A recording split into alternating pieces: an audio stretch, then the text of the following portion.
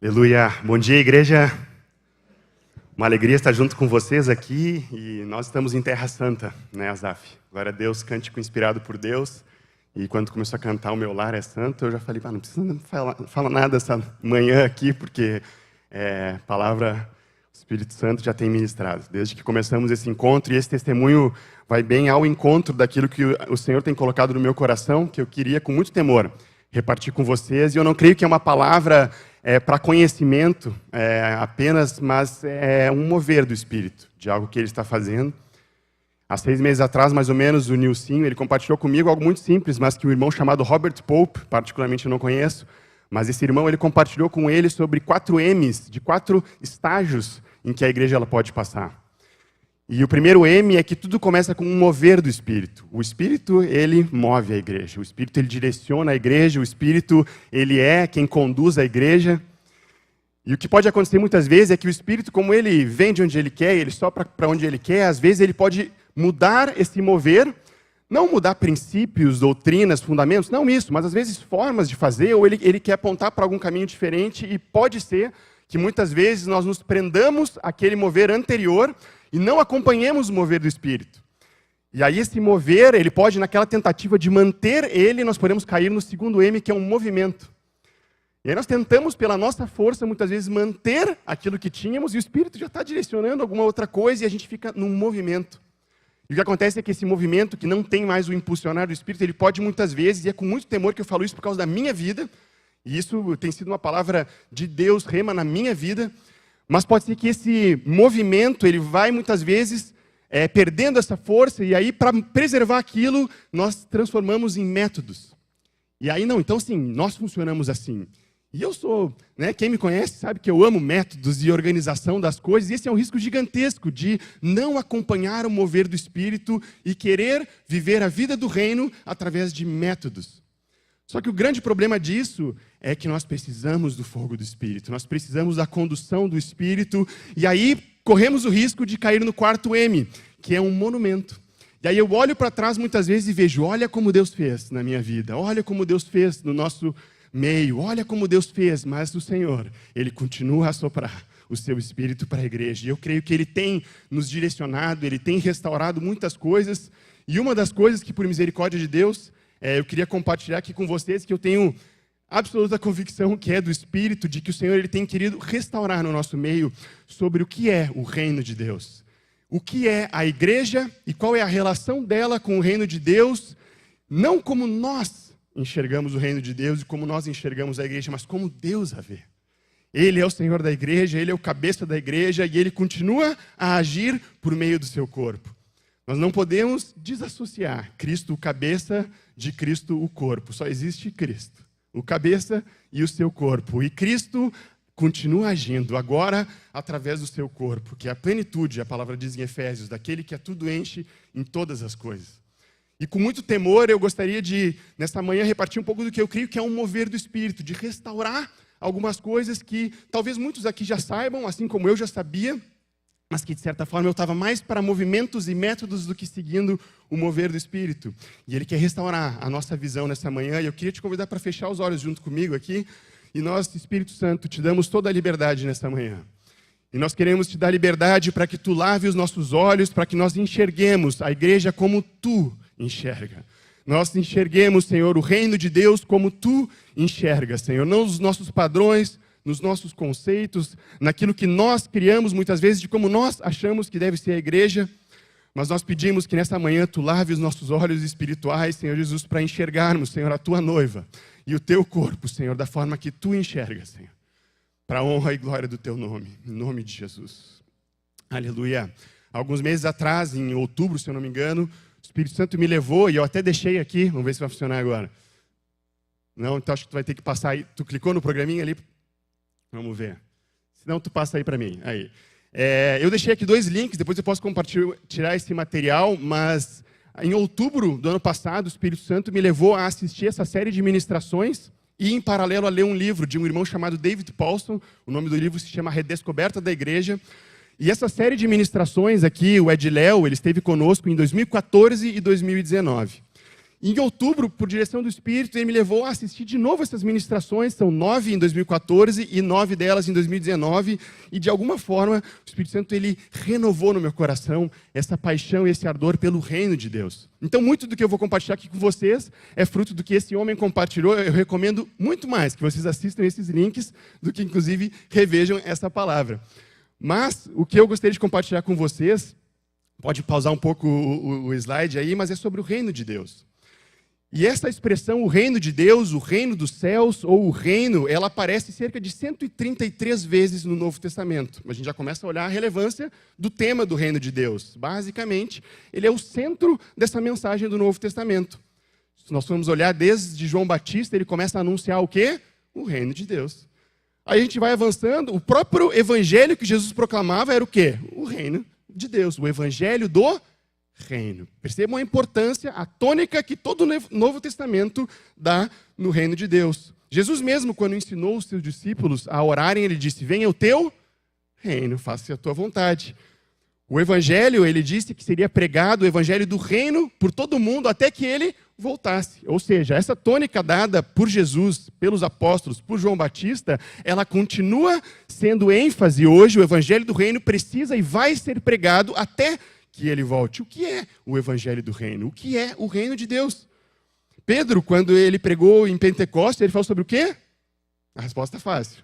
O reino de Deus. Filipe, em Samaria, ele pregou sobre o quê? O reino de Deus. Paulo ficou 3 anos em Éfeso dissertando sobre as coisas concernentes ao reino de Deus. Então nós podemos perceber que há algo aqui que nós precisamos aprender, reter e mais do que isso, viver. O quê? O reino de Deus. Amém? A síntese, amém? Glória a Deus. A síntese do querigma, usamos essa expressão como a proclamação do evangelho, as boas novas. Evangelho significa as boas novas. Quais eram as boas novas que Jesus veio anunciar? O reino é chegado. O reino de Deus, ele está aqui. E depois os apóstolos, eles acrescentaram no querigma, na pregação do evangelho, disseram, o reino de Deus, ele é chegado. E esse reino tem um rei. E esse rei, ele tem um nome. E esse nome é o nosso Senhor Jesus. Ele é o Kyrios. Essa expressão Kyrios, a maioria já conhece, mas ela significa a nossa máxima e indiscutível autoridade. Ele manda, ele governa, ele é o Senhor da igreja. Senhorio e reino, eles são sinônimos. O evangelho do reino, ele tem um rei. E essa é a tônica de toda a mensagem do Novo Testamento, dizendo, o reino de Deus é chegado. E esse reino, ele tem um rei que governa sobre tudo e sobre todos. A própria expressão Senhor, ela é citada mais de 600 vezes no Novo Testamento. Olhem a tônica do reino de Deus na pregação do evangelho, naquilo que o Senhor quer nos ministrar. Então, de alguma forma, esse tema, e no meu coração, que ele talvez não estava ardendo como deveria, eu creio que há um mover do Espírito, querendo restaurar o foco do que é a igreja, como ela vê, e qual é a relação, e mais, a responsabilidade da igreja na extensão do reino de Deus. Amém? Por que o reino de Deus ele é então tão importante e tão relevante na palavra? Porque, basicamente, estender o reino de Deus aqui na terra, nada mais, nada menos é do que a principal missão da excelência da criação de Deus, a humanidade. Nada mais, nada menos do que a principal responsabilidade, nós vamos ver o porquê disso depois, mas pelo qual cada um de nós foi criado aqui na terra. E mais, ela também, por consequência, é a principal responsabilidade da igreja. Amém? Isso é algo lindo, queridos, é algo maravilhoso, mas ao mesmo tempo tão distante de como nós enxergamos a igreja. Nós não podemos desassociar a igreja do reino de Deus. Jesus disse em Mateus 16, 18, um texto muito conhecido, ele disse, eu edificarei a minha igreja, e as portas do inferno não prevalecerão contra ela. Vamos repetir juntos, queridos. Eu edificarei, Jesus dizendo, a minha igreja, e as portas do inferno não prevalecerão contra ela. Que igreja é essa que Jesus está edificando? Nós somos cooperadores de Deus, lavoura de Deus somos nós, mas Ele é quem opera, Ele está edificando a sua igreja. E nós cooperamos com essa edificação, mas que igreja é essa que Ele está edificando? Concordam comigo que se eu vou cooperar com Ele, eu tenho que construir e edificar a igreja da forma como Ele enxerga, e não a igreja como eu enxergo. Como Deus vê a igreja. Muitas vezes nós podemos correr no risco de enxergar a igreja de Deus, a noiva de Cristo, como algo para o nosso prazer, para o nosso foco. Uma igreja de consumo, onde tudo é para nós. E nós vamos lá, né, estamos no meio do corpo de Cristo, no meio do culto, para nos entreter, talvez, para ouvir uma palavra boa, para ouvir uma palavra que vai aquietar minha alma nesse momento. Isso não está errado. Mas será que é o foco da igreja? Ou para... eu vou lá e assim, não, agora eu estou tendo uma dificuldade aqui com finanças, então eu preciso agora como se fosse um supermercado. Eu vou lá e escolho, não, então agora eu pego aqui uma palavra sobre finanças. Agora eu estou começando um relacionamento, então eu vou lá e pego uma palavra sobre relacionamentos. Mas o foco é quem? É eu. O grande risco é que, se nós enxergarmos a igreja como nós sendo o foco da igreja, nós vamos viver um evangelho humanista, centrado em nós mesmos. E todo o evangelho, a nossa vida como discípulo vai se resumir em quê? Nos meus problemas, nos meus pecados, nas minhas dificuldades. E aí eu fico, é meu, é tudo para mim. Nós temos ainda a ousadia de muitas vezes, e eu falo por experiência própria, sair de um culto e dizer, o culto não foi tão bom hoje. Quem disse que o culto era para ti? A palavra não foi tão boa hoje. Quem disse que era para ti? O único que precisa sair desse encontro dizendo que o culto foi maravilhoso é aquele pela qual nós estamos aqui para cultuar, amém? O culto é para quem? Para o Quírios. Ele é o Senhor da igreja, tudo é para Ele. Nós temos que tirar esse foco da nossa vida cristã, dos nossos problemas, porque o Evangelho de Deus, o Evangelho do Reino, o propósito eterno de Deus é muito maior do que isso. Se nós perdemos a perspectiva da igreja, vamos viver um Evangelho humanista centrados em nós mesmos. E não quer dizer que Deus não quer libertar dos teus pecados, curar a tua vida, é claro que Ele quer, mas isso numa perspectiva muito maior do propósito eterno de Deus. Amém? Estão acompanhando? Deus, primeiramente, isso Ele fala em Êxodo, Ele diz que Ele nos atrai individualmente a Ele, para que coletivamente nós sejamos um povo exclusivamente seu, propriedade sua, peculiar. Entende que eu não posso parar no eu fui apenas atraído a Ele, mas agora que eu fui atraído a Ele, redimido e salvo, Ele me insere em um povo exclusivamente seu, santo, da qual nós chamamos de igreja. E essa igreja tem uma missão. E essa missão não é apenas eu, mas é o reino de Deus. Amém? Estão acompanhando?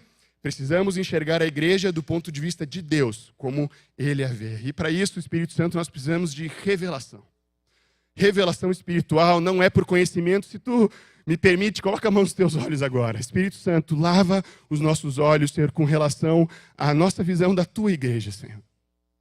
O que é a igreja que tu está edificando, Senhor? Lava os nossos olhos, tira as escamas, Senhor, que fazem tantas vezes nos focarmos em nós mesmos, nos nossos problemas e desafios, mas faz agora, Senhor, com que compreendamos, Senhor, a grandiosidade do teu propósito eterno, Senhor, e de como tu decidiste cumprir ele aqui na terra, através da tua igreja.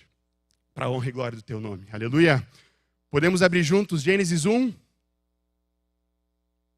Texto muito conhecido de todos, ele inclusive foi um dos temas aí do nosso retiro de jovens agora, mas podemos projetar aqui também Gênesis 1, dos versículos 26 a 28, esse está nos slides ali. Aleluia.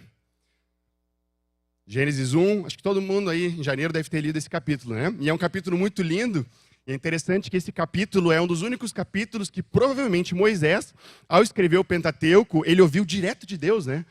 Porque quando fala da criação, antes mesmo da humanidade, ninguém presenciou aquilo. Então aqui, ele ouviu direto da boca de Deus. Olha que riqueza há nesse capítulo.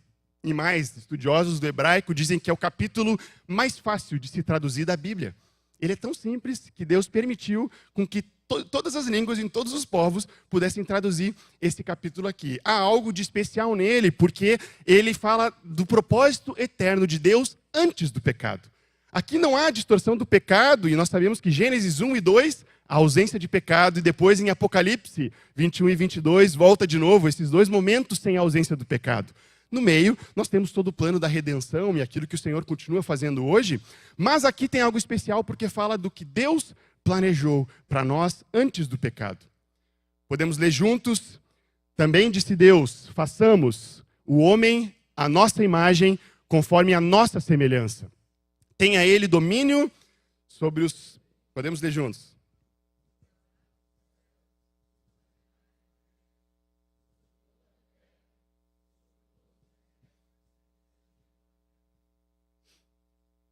Amém. Podemos continuar no 27. Criou Deus, pois, O homem, à sua imagem.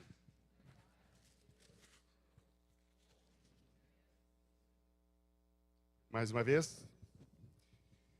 Sede fecundos, multiplicai-vos, enchei a terra e sujeitai-a.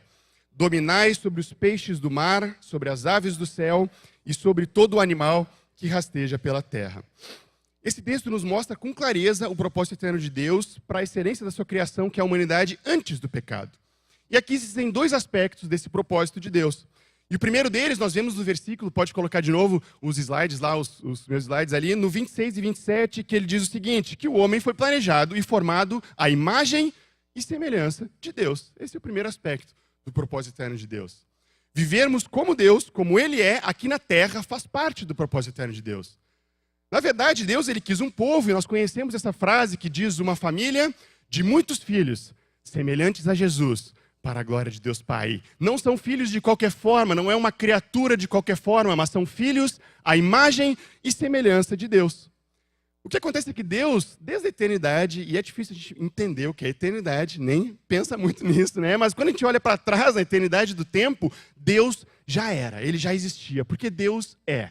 E esse nosso Deus, Ele é um Deus triuno, Ele já existia em perfeita comunhão, relacionamento, intimidade do Pai, do Filho e do Espírito Santo. E o que acontece é que Deus se agradava tanto, é o próximo ali, pode passar, Ele se agradava tanto do seu Filho, que Ele quis multiplicar a vida do seu Filho na sua criação na humanidade. Então Deus, Ele coloca na criação, através do sopro do seu Espírito, a vida e a santidade de Deus, a glória de Deus, e coloca a imagem e semelhança de Deus no homem para multiplicar a imagem e semelhança do seu Filho. E Ele mesmo diz, né, o Pai, nos Evangelhos, fala, este é meu Filho amado, em quem me comprazo, em quem eu tenho todo o meu prazer, a minha alegria. E esse prazer Ele quis estender para uma criação de filhos e filhas, a imagem e semelhança de Deus. Amém? Esse é o primeiro aspecto da criação. Mas agora nós temos um segundo aspecto, que Ele diz o seguinte, quando e somente se a criação ela viver a imagem e semelhança de Deus aqui na terra, ela vai poder cumprir o segundo aspecto, que é o quê? O propósito do reino de Deus. Nós vemos no versículo 26 e 28 que o homem foi criado para dominar a terra, presta atenção, exercer a autoridade de Deus aqui na terra e estender o reino de Deus aqui na terra. Se nós vivemos de acordo com a imagem e semelhança de Deus, nós vamos viver de acordo então com esse propósito eterno de Deus, a vida dele, a santidade dele em nós, refletindo a imagem de Cristo. Mas ao vivermos dessa forma, nós temos autoridade, então, para exercer domínio sobre a terra, governo sobre a terra e, consequentemente, estender e multiplicar a imagem e semelhança de Deus por toda parte. Estão acompanhando?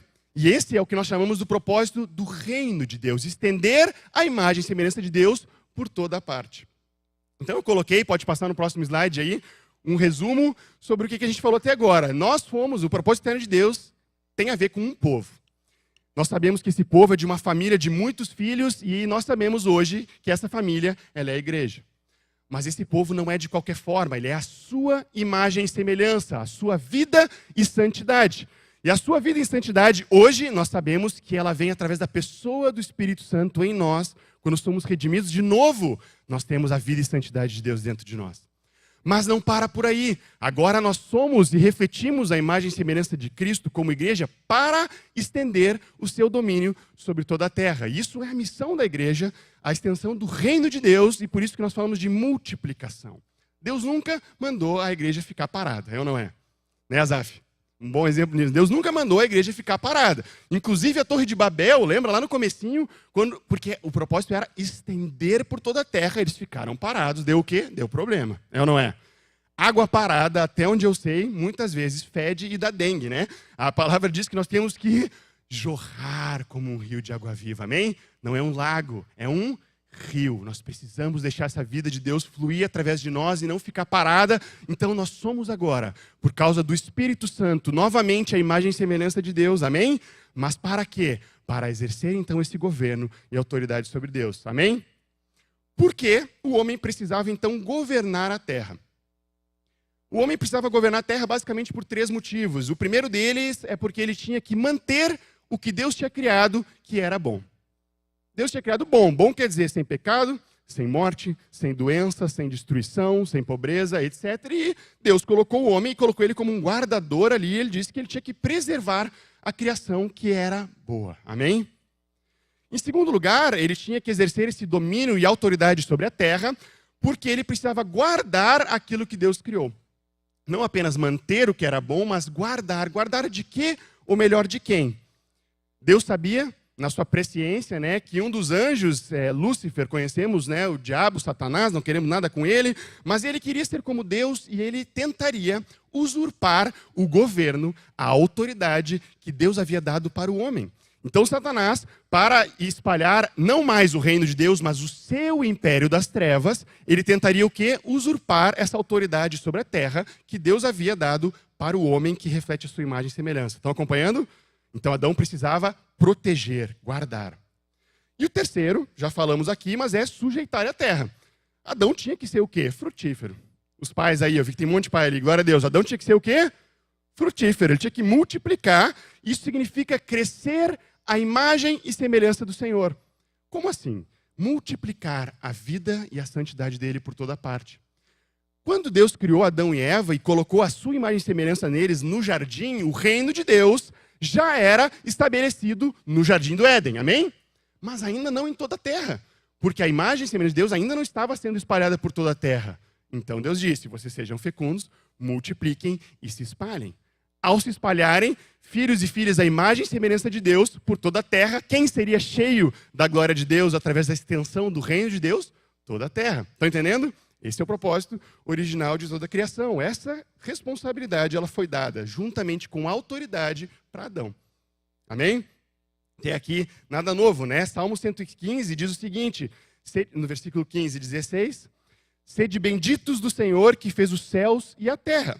Os céus são do Senhor, mas a terra ele deu aos filhos dos homens. Isso é um texto que fala sobre tudo que nós falamos agora. Os céus são do Senhor, mas a terra ele deu essa autoridade aos homens.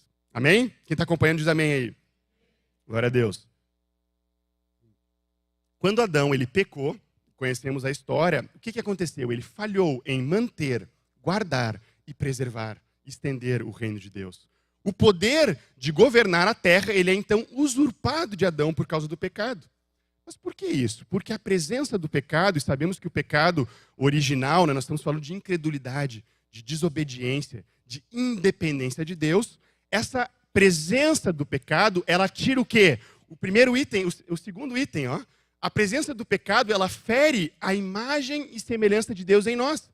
E o que acontece é que se nós, por causa da presença do pecado, perdemos a vida e santidade de Deus, nós não temos mais o poder e a autoridade para exercer o domínio dele sobre a terra. Estão acompanhando? O pecado fere a vida e santidade de Deus, então nós não podemos e perdemos a autoridade que tínhamos como humanidade sobre a terra. É por isso que em Romanos 3, 12, a palavra diz que o homem se tornou inútil para o propósito eterno de Deus. O pecado tornou inútil para o propósito de Deus. E nós, né, como herdeiros de Adão, né, creio que todos nós somos, mas em Gênesis 5 fala que Adão, então, ele gerou o quê? Filhos e filhas, não mais a imagem e semelhança de Deus, refletindo a sua vida e santidade. Mas agora gerou filhos e filhas já no pecado, com a imagem e santidade de Deus ferida, inúteis para o propósito de Deus. Ou seja, nós já nascemos inúteis para o propósito de Deus. Sem autoridade para exercer e governar sobre a terra, sem autoridade para estender o reino de Deus. Deus, de alguma forma, na sua soberania, ele permitiu a transferência do governo da terra, o direito legal de autoridade sobre a terra passar do homem para Satanás. Essa autoridade foi usurpada em função do pecado. E agora Satanás passou a ter, depois do pecado, o domínio sobre a terra, espalhando não mais o reino de Deus, mas espalhando o seu império das trevas, que é o que nós vemos hoje, morte, destruição, né, sujeira e tudo mais, que nós vemos no império das trevas. 3 versículos que reforçam isso. 2 Coríntios 4, não precisamos abrir, 13:4, fala sobre o Deus deste século. É Deus minúsculo, mas quando Paulo se refere ao inimigo, a Satanás, ele diz o Deus deste século, Deus minúsculo, não porque ele é um Deus como o nosso Deus, mas por uma questão de autoridade legal que havia sido usurpada por Satanás em função do pecado do homem. 1 João 5,19 diz, sabemos que somos de Deus e que o mundo inteiro jaz do maligno. A mesma coisa, João 14:30, Jesus mesmo fala o príncipe deste mundo. Estão entendendo que, de alguma forma, por causa do pecado, a imagem e semelhança de Deus foi ferida no homem, ele perde essa autoridade, Satanás usurpa essa autoridade e agora ele é o príncipe desse mundo. Só coisa ruim até agora, né? Mas glória a Deus que ele não desistiu do seu propósito, amém? A pergunta é, se ele não desistiu do seu propósito, como fazer para restaurar todas as coisas? Como fazer para restaurar a imagem e semelhança de Deus e, consequentemente, o poder e a autoridade para exercer domínio sobre a terra? A pergunta é, quem havia cedido para o inimigo essa autoridade? Deus ou o homem? Vocês me ajudam. Deus ou o homem havia cedido a autoridade legal sobre a terra para Satanás? O homem. Então, quem deveria retornar, quem deveria consertar isso, quem deveria restaurar essa autoridade? Deus ou o homem? O homem. Então, um homem deveria restaurar isso. Só que acontece que todos já nascem inúteis para o propósito de Deus. Então, é impossível alguém restaurar o propósito eterno de Deus, a não ser que se alguém nascesse sem pecado. Porque não nascendo sem pecado, e a palavra nos deixa isso muito claro, né, que ele não só nasceu sem pecado, mas ele viveu sem pecado. E por isso que Jesus ele teve que nascer de uma virgem. Se ele não nascesse de uma virgem, ele nasceria de um relacionamento comum de um homem e de uma mulher, fruto, descendência de Adão, pecado, inútil para o propósito eterno de Deus. Mas ao nascer santo, e não só nascer, mas ao viver santo, pela primeira vez na história, no que a palavra diz que é a dispensação da plenitude de todos os tempos, alguém poderia restaurar o propósito eterno de Deus, amém? Porque alguém de novo tinha a imagem e semelhança de Deus, e agora esse alguém tem autoridade. Esse alguém teria por causa da imagem e semelhança de Deus. Agora olha só como o inimigo ele é astuto, o príncipe desse mundo, ele em Lucas 4, ele coloca Jesus em cima do templo, e ele faz o seguinte, o que ele mostra para ele? Todos os reinos. Lembra da tentação? Todos os reinos desse mundo. E o que ele diz ali? Ele diz assim, está vendo isso aqui? Todos os reinos, está vendo a autoridade sobre esse mundo? Eu posso te entregar. Olha o tamanho da tentação. Eu posso te entregar essa autoridade. Por quê? Porque me foi entregue. Olha o que ele diz. Porque essa autoridade me foi entregue. Foi entregue para ele por quem? Por Adão, pelo homem. Então ele diz para Jesus, olha Jesus, está vendo isso aqui que tu veio fazer? Restaurar todas as coisas? Todos esses reinos do mundo e essa autoridade são minhas, porque me foram entregues por Adão, eu tenho direito legal sobre isso. E podem ser teus. Olha o tamanho da tentação. Podem ser teus, se contanto me adorares. Graças a Deus, Jesus não restaurou a autoridade de todas as coisas pelo atalho proposto por Satanás, mas pelo caminho da cruz. Ele escolheu viver sem pecado, ele não quis pegar esse atalho do inimigo e ele não tinha pecado, e quem não tem pecado não merece o salário do pecado, que é a morte. Ninguém tirou a própria vida dele, e ele mesmo disse, eu, espontaneamente, a dou ao entregar a sua própria vida sem pecado, o único, a imagem e semelhança de Deus. Ele não merecia a morte, mas ele deu a própria vida para restaurar todas as coisas. E mais, a morte não podia segurar ele. Deus, então, aquele que não havia pecado, não podia ser retido pela morte. Então Deus o ressuscitou, rompendo os grilhões da morte. Amém? Porquanto não era possível que ela fosse retida por ela. Jesus, quando ele veio restaurar duas coisas. Ele veio tratar com dois assuntos. Em relação ao homem, ele veio restaurar a imagem e semelhança de Deus, a presença do pecado. Então, ao nos convertermos, pela fé no Senhor Jesus, ao nos batizarmos, ao nos convertermos, o Espírito Santo passa a habitar dentro de nós. E ao sermos batizados, nós estamos enxertados em Cristo. E o que volta na nossa vida? A imagem e semelhança de Deus. Essa é a primeira coisa que Jesus veio restaurar. A imagem e semelhança de Deus em nós, através da pessoa do Espírito Santo. Amém? A segunda coisa, o segundo assunto que ele veio lidar é com a questão da autoridade. É uma relação a Deus. Em Jesus, como homem, ele vem com essa missão de retomar essa autoridade. E aí nós sabemos o que acontece. Jesus, ele não tinha pecado, ele dá a própria vida. Deus, ele então o ressuscita dentre os mortos. E aí nós sabemos que pelo que também, Deus, ele o exaltou. E lhe deu o nome que está acima de todo nome, para que agora ao nome de Jesus se dobre todo o joelho nos céus, na terra e debaixo da terra, e toda língua confesse que agora Jesus Cristo é o Senhor. Ele retomou essa autoridade de volta. Ele, por causa de uma morte sem pecado, Deus o ressuscita e o exalta e coloca ele assentado acima de tudo e sobre todos. E naquele momento Jesus ele retoma essa autoridade. Só que sabe o que ele faz com isso? Pode passar para o próximo slide. Quem havia perdido a autoridade? Deus ou o homem? Então Jesus ele diz assim, ó, agora sabe o que vocês fazem? Toda a autoridade ela já me foi dada. Então agora vocês vão e peguem o mundo de volta. Façam discípulos por toda parte, em todas as nações, estendam o meu reino. A imagem e semelhança de Deus foi restaurada em vocês por causa do Espírito Santo. Agora vocês vão, e essa autoridade que eu reconquistei na cruz, eu entrego a vocês, a igreja, aquele que é o meu corpo, a plenitude daquele que a tudo enche, em todas as coisas. Ele diz, vai, e pega o mundo de volta.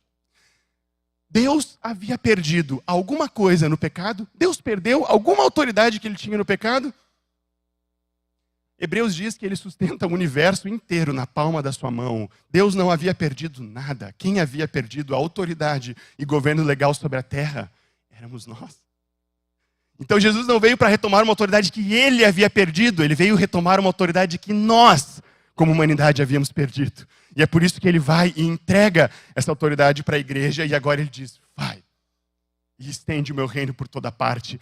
A vinda de Jesus, a restauração do propósito eterno de Deus e o envio, a grande comissão da igreja, ela é o cumprimento do propósito de Deus lá em Gênesis, que foi manchado por causa do pecado. É nessa hora que eu acho que Jesus merece uma grande salva de palmas, queridos. Se voltamos. Aleluia. Aleluia. Eu não sei se nós estamos conseguindo entender bem, pode passar um próximo slide. Eu não sei se a gente está conseguindo entender muito bem tudo isso. Mas Paulo sabia que muitos deles também não compreendiam essa revelação. E aí em Efésios 1, podemos abrir juntos?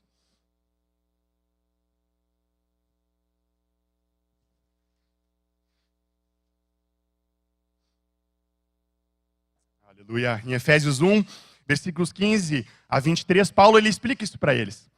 Olha o que ele diz para aqueles irmãos da cidade de Éfeso. Ele fala o seguinte, por isso também eu, presta atenção no texto, tendo ouvido a fé que há entre vós, no Senhor Jesus e o amor para com todos os santos, eu não cesso de dar graças por vós, fazendo menção de vós nas minhas orações. O que Paulo falou até aqui, né? Que ele não cessava de orar por eles, por alguma coisa. Pelo que é que Paulo não cessava de orar por eles? Versículo seguinte, ele orava então, sem cessar, para que o Deus do nosso Senhor Jesus Cristo, o Pai da glória, vos conceda espírito de sabedoria e de revelação no pleno conhecimento dele, e que sejam iluminados os olhos do vosso coração. Espera aí. Então até aqui o que está dizendo o texto? Paulo não cessava de orar por aqueles irmãos. Por quê? Para que eles recebessem espírito de sabedoria, revelação, conhecimento, os olhos do coração fossem iluminados. Vocês concordam que era para que eles entendessem alguma coisa, né? Sabedoria, revelação, conhecimento, olhos do coração iluminados. Ou seja, Paulo orava todos os dias para que essa igreja entendesse alguma coisa. O que é que era para que eles entendessem? Para saberdes qual era, versículo 18, a esperança do seu chamamento, a riqueza da glória da sua herança nos santos e a suprema grandeza do seu poder para com os que cremos, segundo a eficácia do seu poder. É muito poder que eu acho que eu não consigo nem explicar. Mas o que a gente acompanha até aqui? Paulo orava todos os dias por essa igreja para que eles entendessem alguma coisa. O que é que eles tinham que entender? O tamanho do poder. Que poder é esse? Versículo 20. O mesmo poder que exerceu ele, Deus em Cristo, ressuscitando dentre os mortos e fazendo-se assentar à sua direita nos lugares celestiais, acima de todo principado e potestade e poder e domínio e de todo nome que se possa referir, não só no presente século, mas também no vindouro. Então Paulo orava todos os dias para que eles entendessem alguma coisa. O que era? O tamanho do poder. Que poder é esse? O tamanho do poder, que é o mesmo poder que exerceu Deus ao ressuscitar Jesus e colocar ele acima de todas as coisas, exaltado sobre tudo e sobre todos. E versículo 22. E pôs todas as coisas debaixo dos pés de Jesus. E para ser o cabeça, para que Cristo então exerça esse poder, exerça essa autoridade aqui na terra, ele deu a igreja, a qual é a plenitude daquele que a tudo enche em todas as coisas. Estão entendendo? Paulo orava, cara, vocês precisam entender que esse mesmo poder que ressuscitou Jesus dentre os mortos e colocou ele acima de todas as coisas, para que agora Cristo, o cabeça, exerça essa autoridade na terra, ele dá esse poder à sua igreja, o seu corpo, a plenitude daquele que a tudo enche em todas as coisas. Eu não sei se nós estamos entendendo aqui o tamanho da revelação, da responsabilidade que nós temos ao sermos igreja de Cristo. Por misericórdia de Deus, o Espírito Santo vai abrindo nossos olhos para entendermos a grandeza da responsabilidade que nós, como corpo de Cristo, temos de exercer a autoridade de Deus aqui na terra. Rogério disse, ele continua a operar. Ele continua a operar através do seu corpo, a igreja, a plenitude daquele que a tudo enche em todas as coisas. Amém?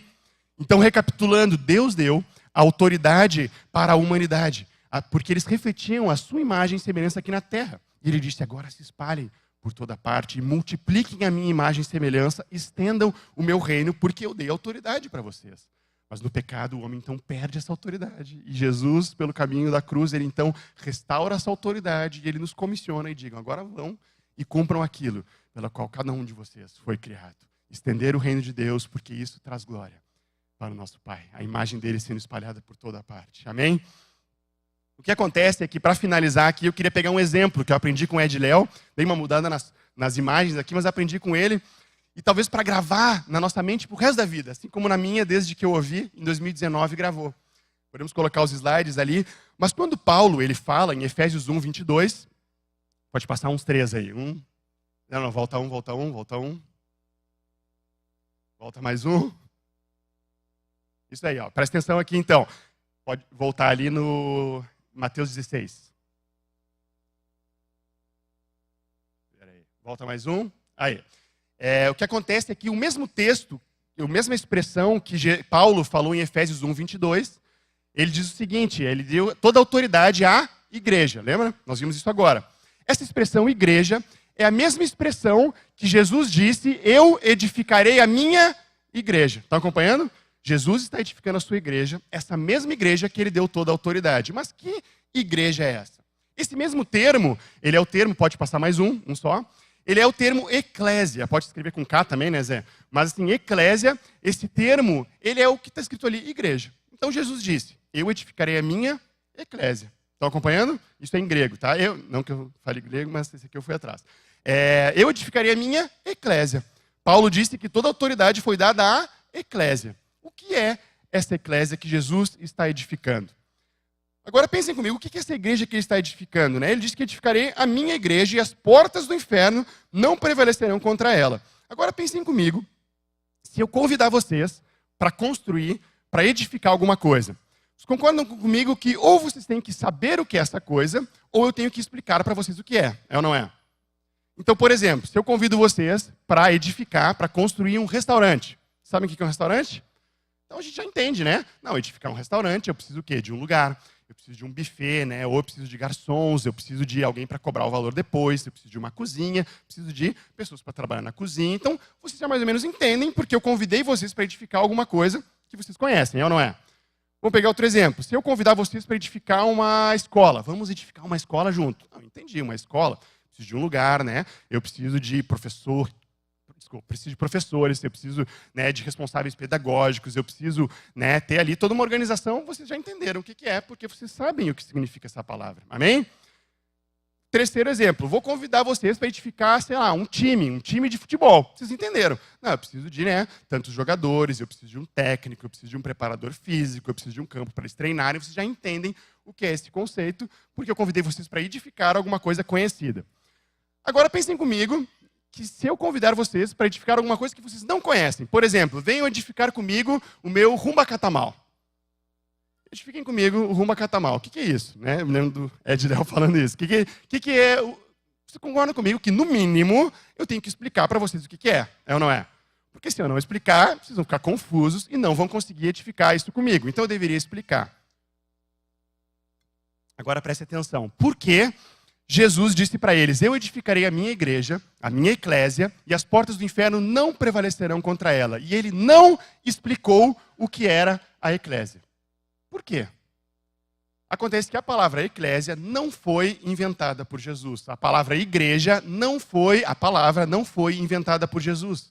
Essa palavra eclésia, na verdade, ela já era utilizada 400 anos antes de Jesus, na época dos gregos clássicos, Platão, Aristóteles e Sócrates.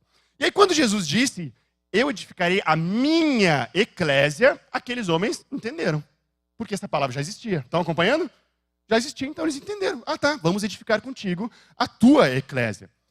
Agora, o que é, então, que significava a eclésia na época de Jesus? porque ele disse e os caras entenderam. Estão acompanhando? Quem está acompanhando diz amém. Aleluia. O que era essa eclésia, tá? Na época do Império Romano, na época de Jesus, né, Israel estava sob o domínio do Império Romano.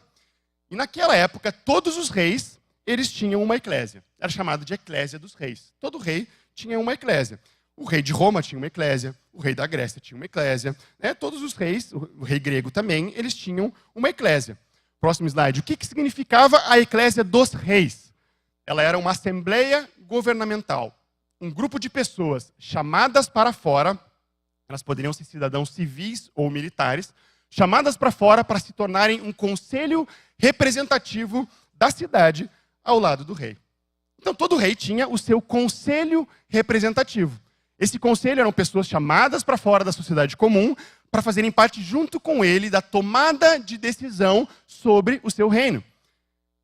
No Império Romano, eles eram chamados da população comum, mas nos anos de Jesus, em especial naquela época, esses homens que eram chamados da eclésia, eles eram essencialmente militares. Eles eram soldados que tinham que ter passado por pelo menos 2 anos de treinamento militar. E após esse treinamento militar de 2 anos, os mais qualificados, eles eram então chamados para fora para fazerem parte de um conselho representativo junto com o rei para a tomada de decisões a fim de expandir o seu reino. Olha o que é eclésia, estão entendendo? Isso é a eclésia na época de Jesus. Então essa eclésia, ele expandia o seu reino, né? ele tomava decisões junto com o rei para expandir o seu reino, e eles se encontravam uma vez por semana. Essa eclésia, uma vez por semana, se encontrava numa reunião chamada Assembleia. E essa reunião não era um show, não era um stand-up comedy, né? E coitado do pastor, às vezes, que tem que ser o comediante e agradar, né? a plateia de espectadores, mas não era. Não era uma reunião para o seu bel prazer, era uma reunião para a tomada de decisões junto com o rei para a extensão do seu reino. Isso era a igreja, a eclésia se reunindo. E aí eu pergunto, como se estendia um reino naquela época? Pedindo, por favor? Como se estendia? Guerras, conquistas, militares. Então, a eclésia, naquela época, era um grupo de pessoas militares chamadas para fora para fazerem parte de um conselho de tomada de decisão junto com o rei, a fim de tomarem decisões para a extensão do seu reino através de conquistas militares. Estão acompanhando? Olha o que os discípulos entenderam quando Jesus chamou ele para edificar a sua igreja. Vamos pegar um exemplo aqui. No 4º século, o Império Romano, ele foi conquistar a Espanha, né, a Península Ibérica. Isso aconteceu depois da época de Jesus, mas só como exemplo aqui. Então, o que acontece? O imperador romano, ele queria conquistar um novo povo. A Península Ibérica, por exemplo. E aí, o que ele fazia? Vou reunir na Assembleia a minha eclésia. E aí, ele juntava essa eclésia. Deixa eu mostrar para vocês, pode passar um slide aqui. Talvez todos já viram uma eclésia. Quem já viu num filme, eu gosto de filme de época, assim, né? Isso aqui é uma eclésia, só eu? Não, levanta a mão aí, não tem problema aí. Ó, isso aqui era uma eclésia naquela época. Um conselho de pessoas, pode passar mais um slide, nós vamos ir seguindo aí, tá? Isso aqui era uma eclésia, um conselho de pessoas tomando decisões junto com o rei sobre a extensão do seu reino através de conquistas militares. O próximo slide mostra, na época de Roma, eles eram essencialmente militares. Está aqui a eclésia, junto com o imperador ali, tomando decisões sobre a extensão do seu reino. Amém? Estão acompanhando? Isso nós estamos falando que é a igreja, tá? É o que acontece, o imperador ele chega e diz assim, vamos conquistar a eclésia de Roma. Vamos agora conquistar a Península Ibérica. Vocês votam a favor? E aí a eclésia de Roma dizia, sim, nós vamos agora conquistar o Império Ibérico. Nós vamos junto com o rei conquistar esse novo lugar para estender o seu reino. E aí sabe o que acontecia? A eclésia, então ela separava um grupo de soldados e ela enviava esse grupo de soldados para essa conquista militar, né? Não adiantava levar uma carta. Eles tinham que ser um grupo de conquista e avanço militar.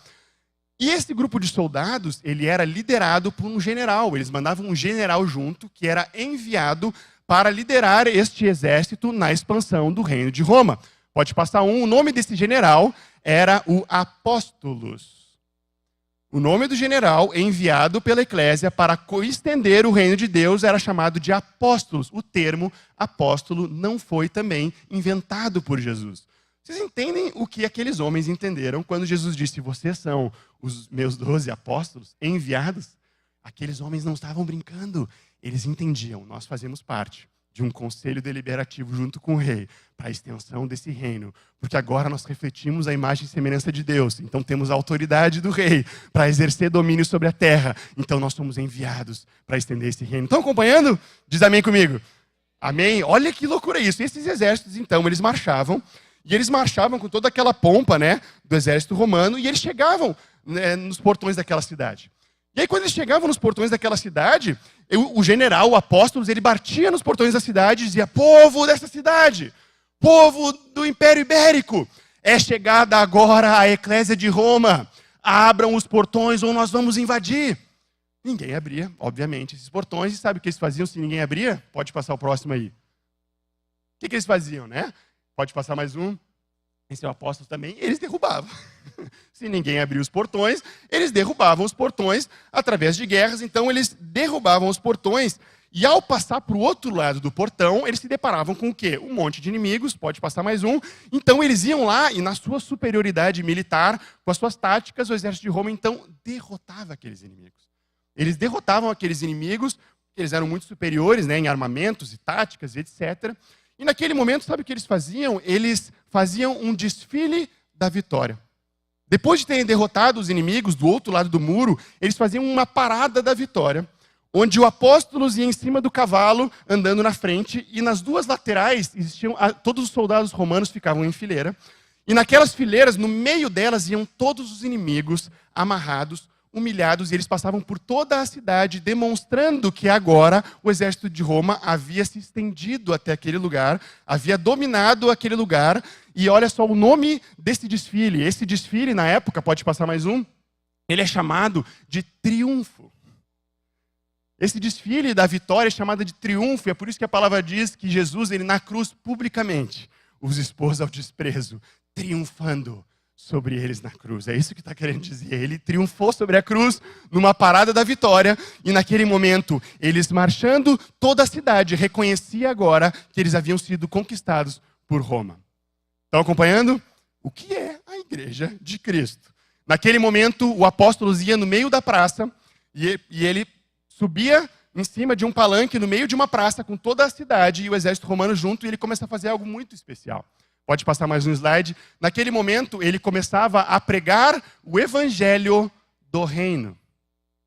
O termo evangelho do reino também não foi inventado por Jesus. O que queria dizer naquele momento? Eram as boas novas do reino de Roma, e eles começavam a dizer o seguinte: o apóstolo começava a pregar essas boas novas e dizia: povo dessa cidade, vocês foram conquistados pelo Império Romano, agora vocês se arrependam.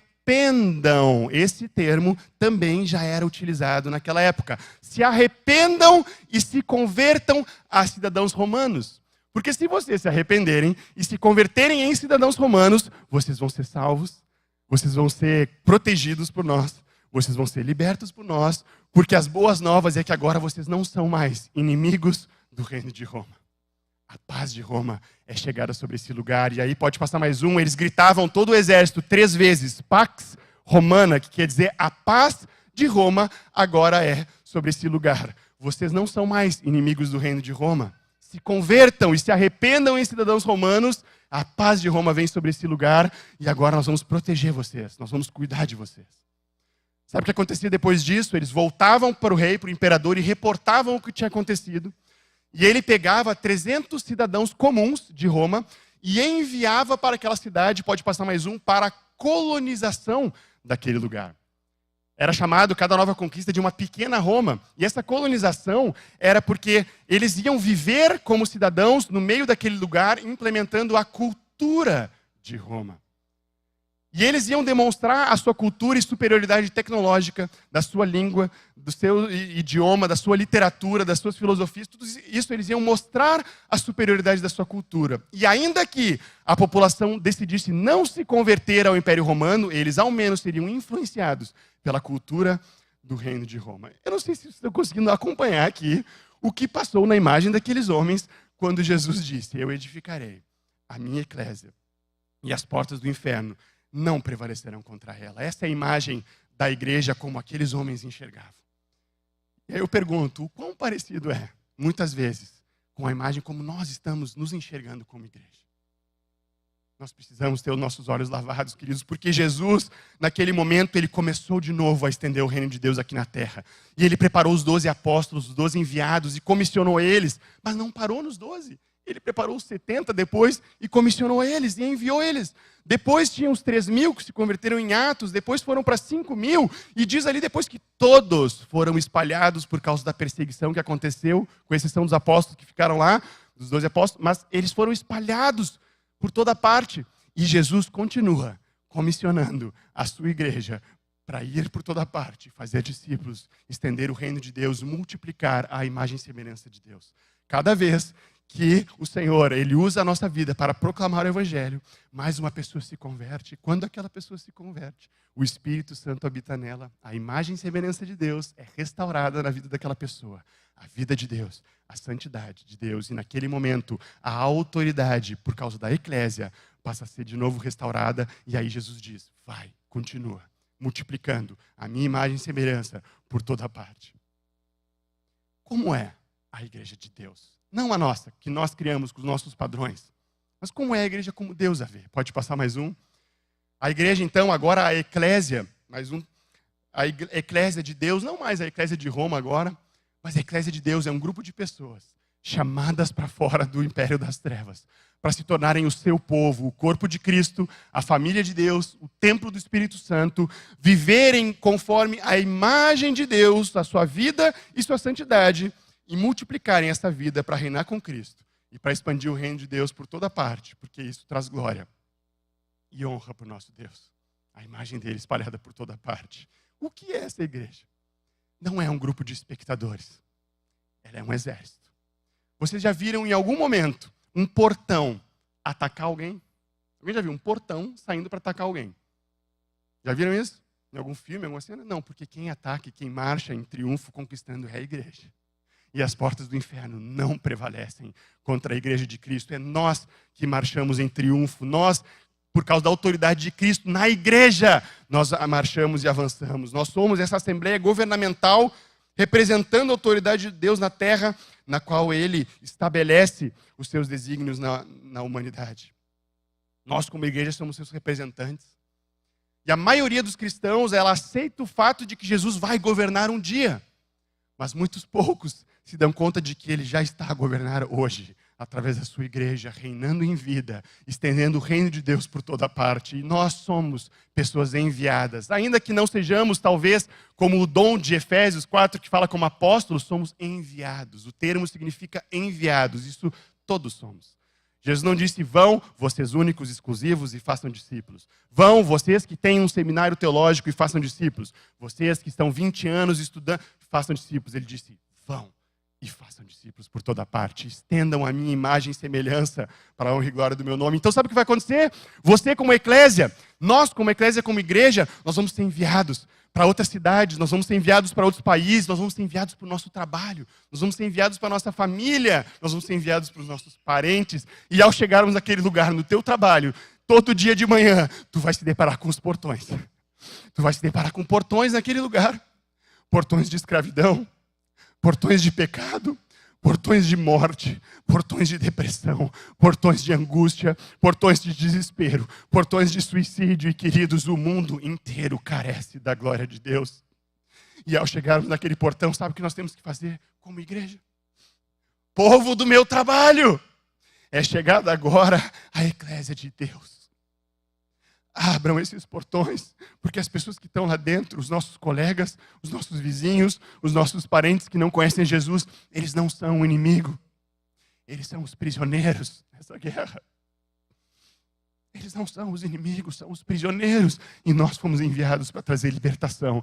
Isso é a cultura do reino. Não é um jargão, não é uma palavra da moda gospel. É nós com a autoridade da igreja estabelecendo a imagem e semelhança do reino dos céus em tudo aquilo que ainda não reflete a imagem e semelhança do reino de Deus aqui na terra.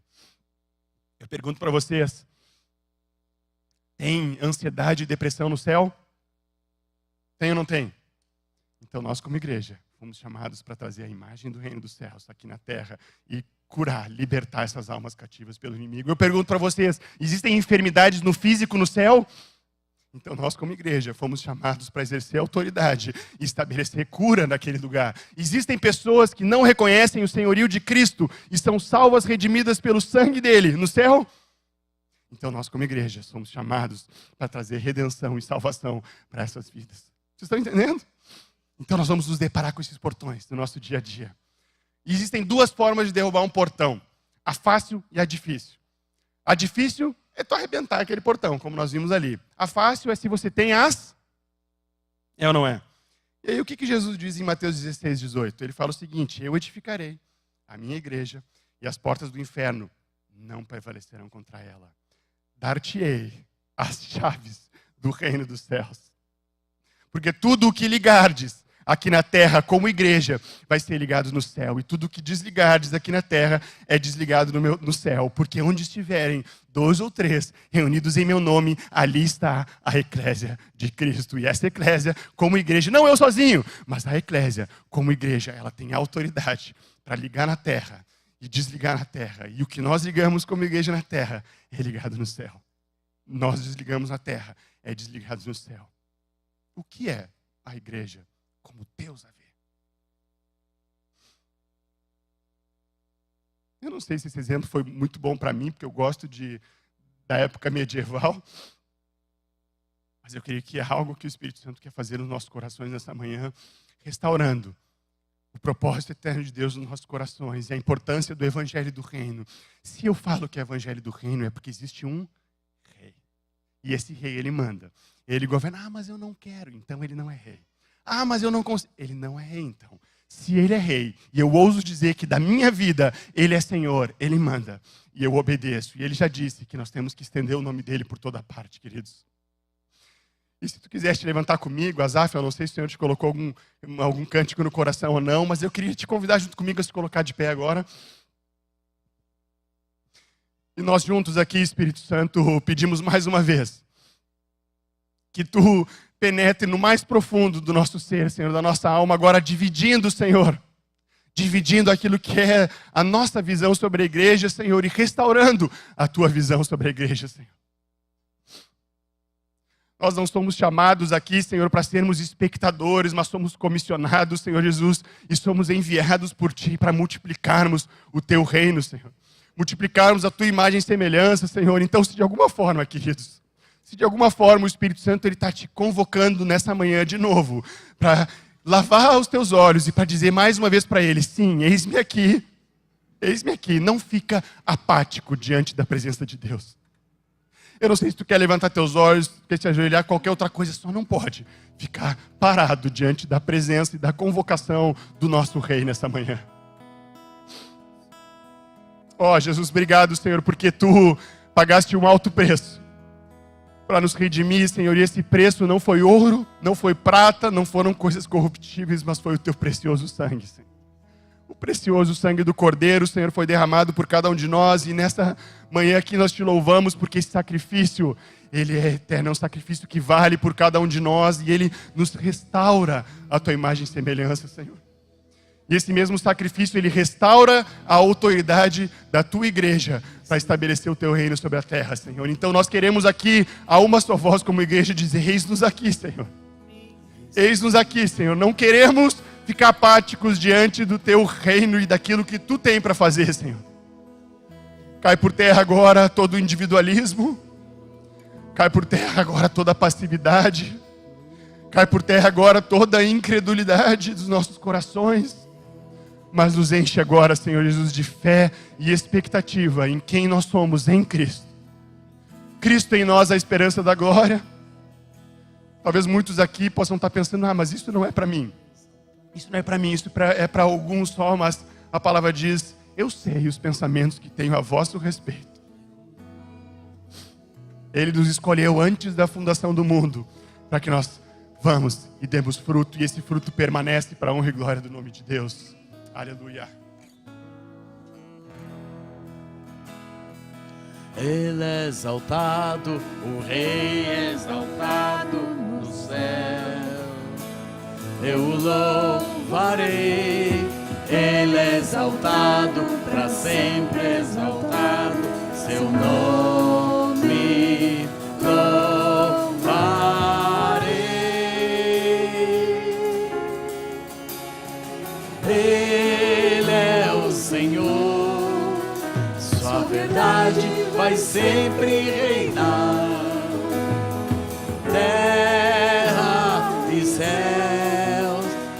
glorifiquem seu santo nome. Ele é exaltado, o Rei é exaltado no céu. Ele é exaltado, Ele é exaltado, o Rei é exaltado nos céus. Eu o louvarei, Ele é exaltado para sempre, exaltado seu nome louvarei. Ele é o Senhor, Ele é o Senhor, sua verdade vai sempre reinar. Terra e céus glorifiquem seu santo nome. Ele é exaltado, o Rei é exaltado no céu. Ele é o Senhor, Ele é o Senhor, sua verdade vai sempre reinar. Terra e céus glorifiquem seu santo nome. Ele é exaltado, o Rei é exaltado no céu. Ele é exaltado, o Rei é exaltado no céu.